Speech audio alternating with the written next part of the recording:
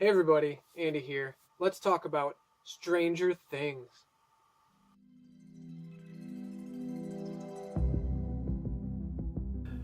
Stranger Things is created by the Duffer Brothers.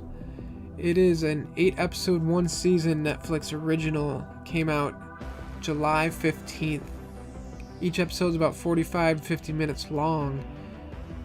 It stars Winona Ryder, David Harbour, and Matthew Modine. It is a supernatural, horror, mystery, thriller, drama. Pretty much any genre you can think of. It's a very slow burn with a Steven Spielberg, Stephen King, and John Carpenter feel. It's a very Steven Spielberg feel because it revolves around kids. It's in the 80s. I feel like anything that happens in the 80s with kids had Steven Spielberg involved with it.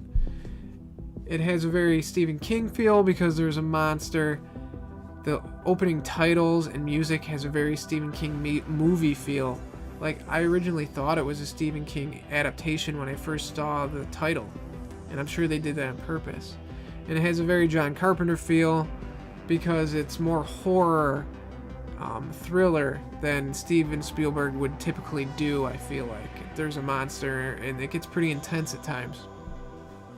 But on top of that, it's an 8-episode series show, and each episode is 50 minutes long, so it's really a slow burn. It really engulfs you. It really keeps you wanting to see more.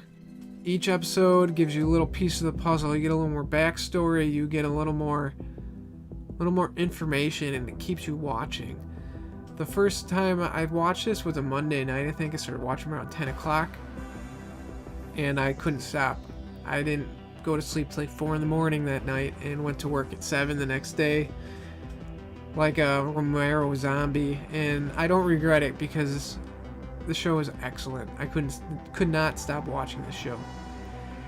That being said, the show revolves around mainly the four kids. They're very nerdy, I guess you'd say geeky. They like walkie-talkies and playing with radio equipment. They play Dungeons and Dragons. Actually, the first episode begins with them playing Dungeons and Dragons, and it ends with them dying to this monster called the Demigorgon. 3 of the kids go home. They ride their bikes home.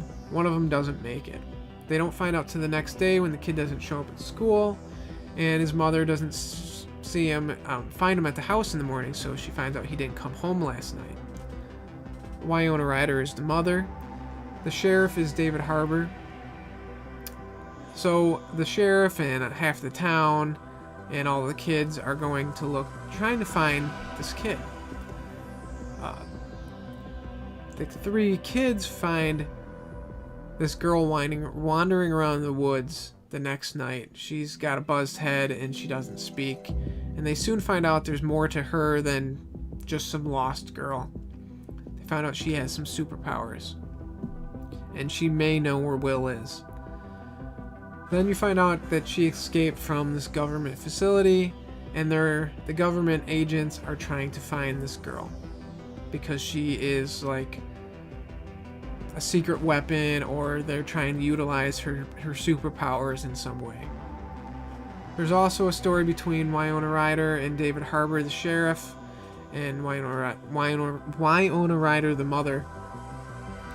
They're trying to find the kid, and so they have a story. Then there's the government agents. They have a story, and then there's a story that revolves around some high school students that are also involved. So there's all these stories. It's not like you get bored. There's a bunch of different aspects, different viewpoints to trying to find Will and trying to find another kid that goes missing. And then you get the relationships that people build and the development of this lost girl, why she doesn't speak, what is she all about, what are her superpowers, what are the extent to her powers, and trying to find Will at the same time, and then finding out there's another dimension and what this other dimension is, and oh shit, there's a monster in this other dimension and it can get into our dimension. And are they? We gotta kill this monster. We gotta stop it. We gotta find Will. We gotta try to not get this girl,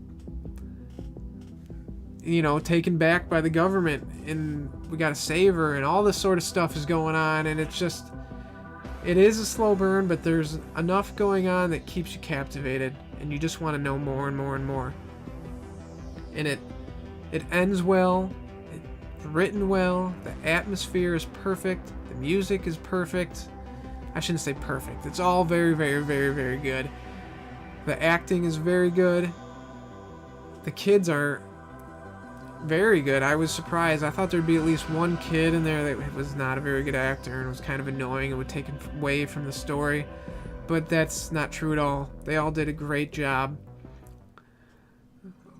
Everything was great. There was this scene in the first couple episodes with the Christmas lights where Winona Ryder's trying to communicate with her son in the other dimension. She finds out she can communicate through lights, and it's very, very interesting. It's very dramatic, and she does. Winona Ryder is. I feel like she hasn't really done anything because she kind of is the same actress or same actor in everything she does. But in this one, you can tell she really lets her emotions. You really feel for her, and I don't know if it's just the atmosphere of the directing or the writing and the script and all that, but you really get into and you really start the feels, man, the feels.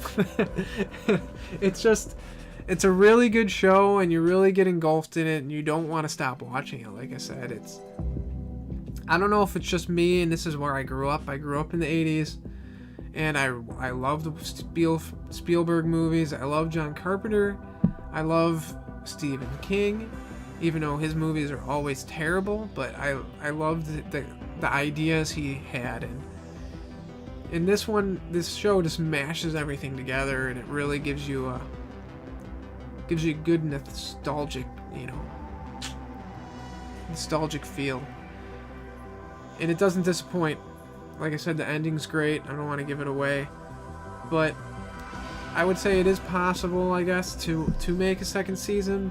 I kind of hope they don't, but if they do, I wouldn't be terribly disappointed either. But sometimes when things are super successful like this, I think has been successful, sometimes they kind of try to drag it out. And we'll see what happens, but for now, I definitely recommend Stranger Things. Check it out. It's on Netflix. Give it a try. Watch 1 or 2 episodes. I don't think you'll be disappointed. Stranger Things. Check it out. Hey everybody, Andy again. Thanks for watching my video on Stranger Things. If you liked it, you know what to do. If not, I will check you later.